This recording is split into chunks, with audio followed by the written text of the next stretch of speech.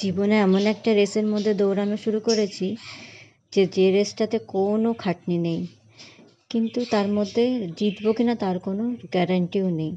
তো যাই হোক না কেন, খাটনি নেই বলেই মনে হয় সবাই এই রেসটাতেই দৌড়াতে চাইছে আজকাল। তো আমিও সেই একই ব্যাপার। কিন্তু জানো, এমন একটা সময় ছিল যখন হয়তো রেসটার মধ্যে যখন দৌড়াতে রেখেছিলাম, যখন হয়তো হওয়ার চান্স ছিল, কিন্তু হঠাৎ করে সেটাকে আবার বন্ধ করে দেওয়া, আবার শুরু করা। তো সেই জন্য বলে না যে কোনো জিনিস করতে গেলে একটা পারফেক্ট সময়, পারফেক্ট মন, সব কিছু করে করতে হয়। মন যদি এদিক ওদিক হয় না, যে এইটা করবো ওটা করবো, কোনো ঠিক থাকে না, তাহলে মনে হয় জীবনে কোনো কিছুই করা যায় না। আর যেটা আমার সঙ্গে হয়েছে, আর আমি এতদিন পর বুঝতে পারি। তো যাই হোক না কেন, আজকে দেখো মটর দিয়ে বানিয়েছিলাম এই রান্নাটা।